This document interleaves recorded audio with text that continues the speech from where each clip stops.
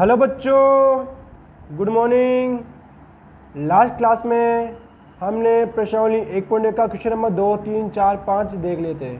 आज हम इसका अगला क्वेश्चन नंबर 6 देखने वाले हैं। तो चलिए शुरू करते हैं। देखिए बच्चों, बुक निकालिए और देखिए क्वेश्चन नंबर 6 क्या कह रहा है। रीता बिंदु ए से पूर्व की ओर बिंदु बी तक 20 किलोमीटर की ओर चलती है। देखिए यहाँ पे एक डायग्राम दे रखा है अपन को। ये बिंदु ए है, बिंदु बी है और दो दिशा दे रखी है, एक तो पूर्व, एक दे रहा है पश्चिम। ठीक है, ईस्ट और वेस्ट। तो देखिए क्या कह रहा है, रीता बिंदु ए से पूर्व की ओर, यानी यहाँ पे बिंदु ए से पूर्व की ओर इस दिशा में बिंदु बी तक 20 किलोमीटर चलती है। तो यहाँ से बिंदु ए से बिंदु बी तक चली है 20 किलोमीटर। ठीक है, बिंदु ए से बिंदु बी तक चली है 20 किलोमीटर पूर्व दिशा में। उसी सड़क पर, यानी इसी सड़क पर के अनुदिश बिंदु बी से, अब बिंदु बी से वह 30 किलोमीटर की दूरी पश्चिम की ओर तय करती है। अब कह रहे बिंदु बी से कहाँ चली, वो पश्चिम दिशा में, यानी इस तरफ चली, वो पश्चिम दिशा में इस तरफ चली। तो देखिए अब यहाँ से वो चली 30 किलोमीटर। ठीक है, पश्चिम दिशा में चली। यदि पूर्व की ओर तय की गई दूरी को धनात्मक, यानी कह रहा पूर्व में जो चलेगा उसको धनात्मक लेते हैं, से निरूपित करते हैं, तो पश्चिम को आप, पश्चिम की ओर तय की गई दूरी को आप कैसे निरूपित करेंगे बताइए। अब पॉइंट ए से अपन पॉइंट बी की तरफ जा रहे हैं, तो और कह रहा है कौन सी दिशा में जा रहे हैं, अपन पूर्व दिशा में, उसको अपन धनात्मक निरूपित कर रहे हैं। तो वही पॉइंट ए से पॉइंट मतलब पश्चिम दिशा में जाना है, तो कैसे निरूपित करेंगे, ऋणात्मक रूप में। उसके उल्टे जाना है ना, तो ऋणात्मक रूप में निरूपित करेंगे। यहाँ से पूर्व में जाना है, धनात्मक है, खुद ही दे रहा है। तो पूछ रहे हैं अगर मैं बिंदु ए से पश्चिम में जाऊंगा तो कौन सा निरूपित करेंगे अपन, तो ये होगा ऋणात्मक। तो इसको लिख देंगे अपन ऋणात्मक, अभी लिख देंगे, चलिए है ना, आगे पढ़िए। फिर कह रहे बिंदु ए से उसकी अंतिम स्थिति की दूरी को आप पूर्ण से किस प्रकार निरूपित करेंगे। बताना है कि अंतिम दूरी कहाँ की थी, इसने बिंदु बी से करी थी ना, पश्चिम दिशा में 30 किलोमीटर, समझिए वो यहाँ पे आ गई कि 20 किलोमीटर यहाँ था। अब 30 किलोमीटर मतलब वो यहाँ से यहाँ तक भी आई होगी, थोड़ी सी आगे बढ़ी होगी। तो बताना है उसको कि वो बिंदु ए से कितना किलोमीटर दूर है। ठीक है, यानी आपको बताना है बिंदु ए से उसकी अंतिम स्थिति को किस प्रकार निरूपित करेंगे। तो बताना है कि अंतिम दूरी उसकी कितनी चली थी। चलिए देखते हैं। अब वो क्या था, पहले बिंदु ए से बिंदु बी की ओर चल रही है पूर्वी दिशा में, कितना चल रही थी 20 किलोमीटर। तो यहाँ से यहाँ तक की डिस्टेंस होगी 20। ठीक है, अब क्या है वो बिंदु बी से पश्चिम की ओर चली, कितना 30 किलोमीटर। तो यहाँ से यहाँ तक की तो होगी 30 किलोमीटर। इसमें से यहाँ से तो 20 चली होगी और बाकी 10 किलोमीटर आगे चली होगी। ठीक है, अब वो कह रहा है कि पूर्व की ओर जाने पर अपन इसको धनात्मक निरूपित करेंगे और पश्चिम की ओर जाने पर क्या निरूपित करेंगे, तो अपन को लिखना पड़ेगा ऋणात्मक। तो चलिए लिखते हैं, लिखिए पश्चिम की ओर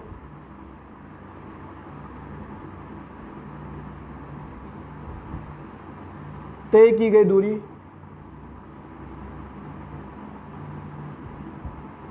पश्चिम की ओर तय की गई दूरी को ऋणात्मक निरूपित करेंगे।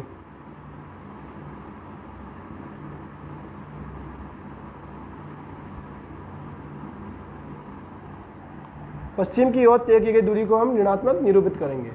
ठीक है, ये तो हो गया फर्स्ट क्वेश्चन। अब क्या था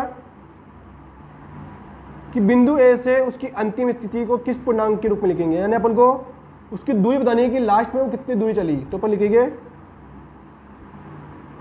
बिंदु ए से तय की गई दूरी, बिंदु ए से पश्चिम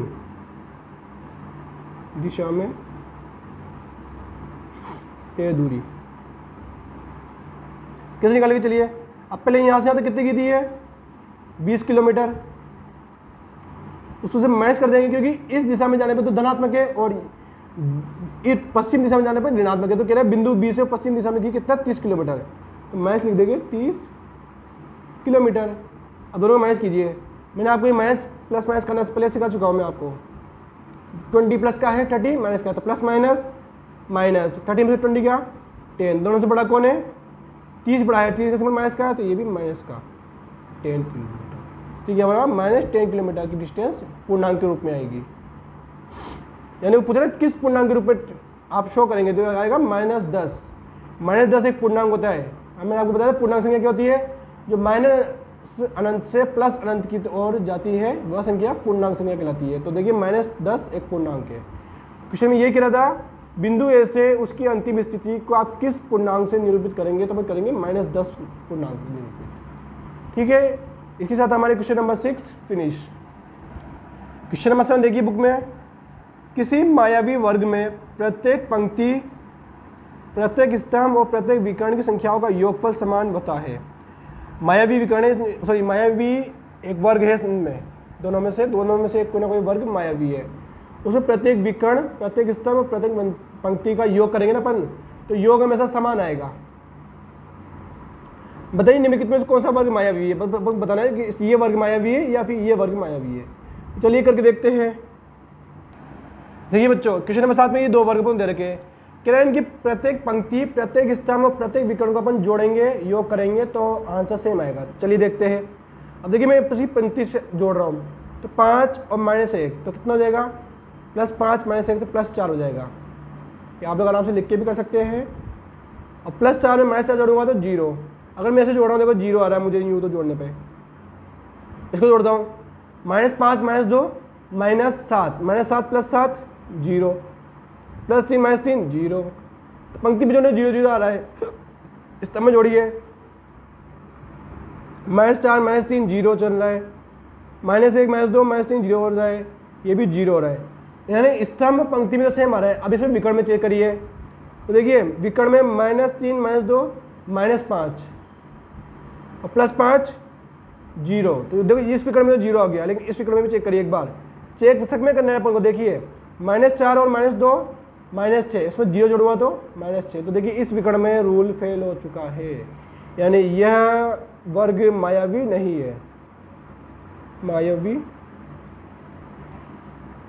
यह वर्ग मायावी नहीं है। मायावी वर्ग वही होगा जब सब जगह से, विकर्ण से, पंक्ति से और स्तंभ से योग करेंगे तो योग सेम आना चाहिए। देखिए -10 और 1 -9, ठीक है, तो इसका तो -9 बन रहा है। इनका देखिए, ये देखिए -2 -3 -4, तो 4 के साथ 8 9, तो ये भी -9 बन रहा है। 7 4 11 माइनस का 11 में से 4 गया 9, सॉरी 6 और 7 13, माइनस का 13 में से 4 गया -9, तो इनका भी हो गया -9। ठीक है, पंक्ति में तो ये सब -9 आ रहे हैं।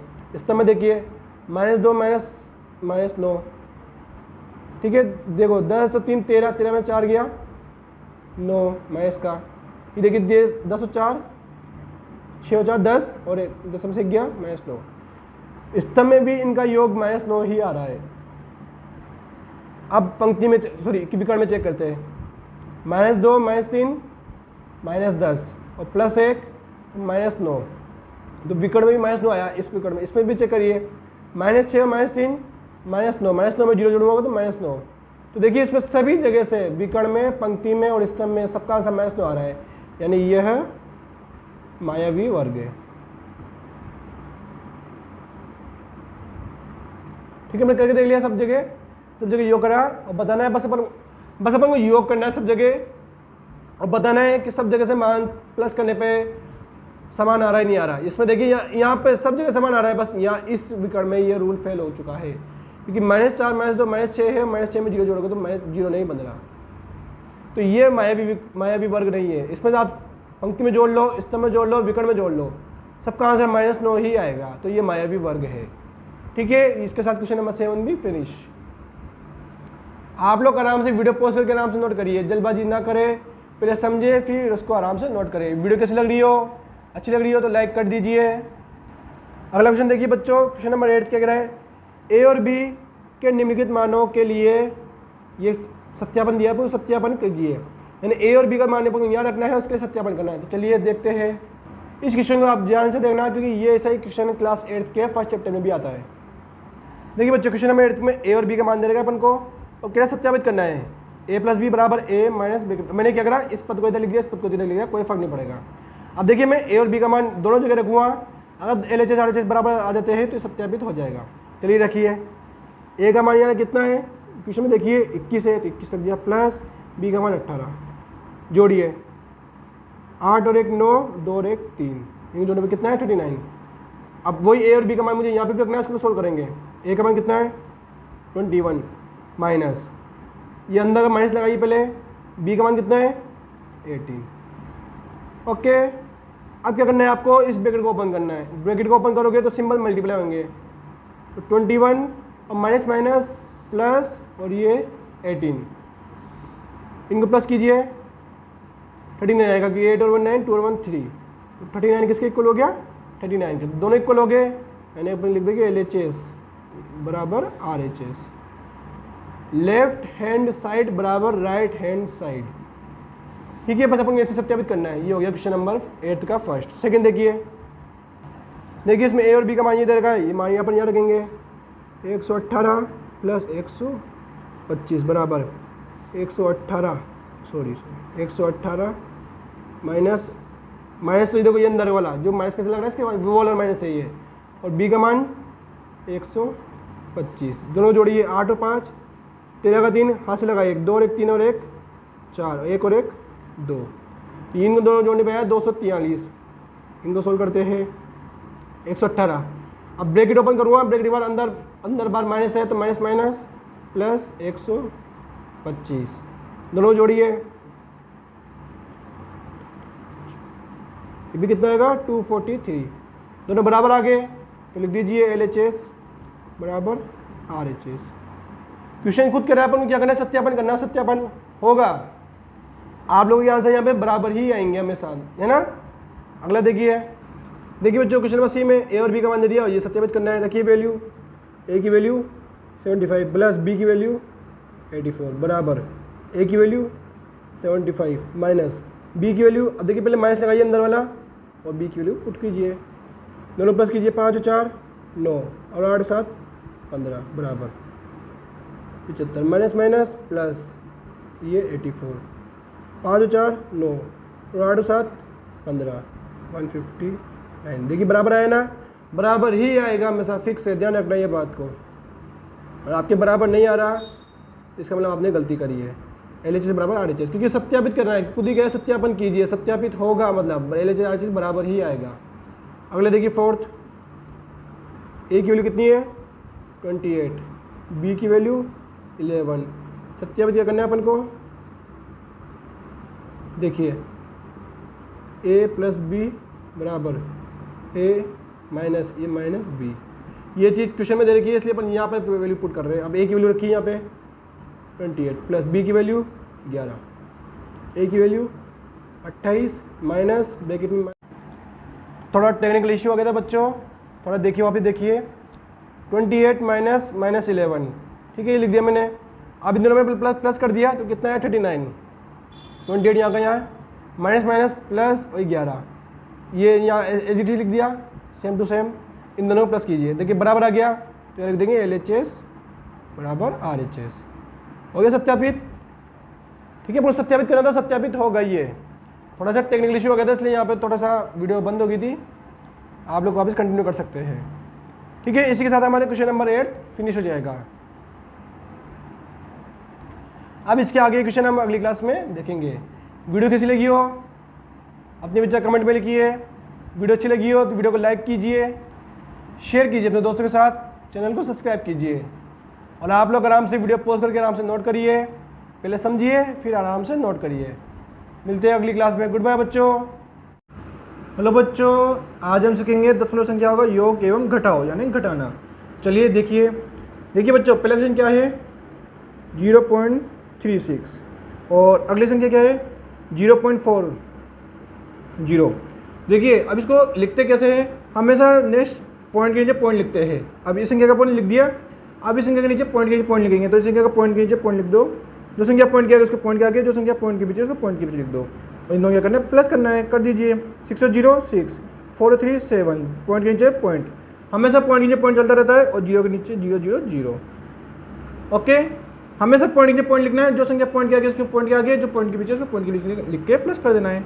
ओके, अब देखिए माइनस, देखिए आपको अगला नंबर में से ऊपर लिखना है माइनस में, और पिछला नंबर नीचे लिखना है। लिखना कैसे, जैसे अपने प्लस में देखा, हम ऐसे पॉइंट नीचे पॉइंट लगा देंगे, जो पॉइंट के नंबर पॉइंट के आगे, जो नंबर पॉइंट के पीछे उसको पॉइंट के पीछे लिख देंगे, और क्या कर देंगे, माइनस कर देंगे।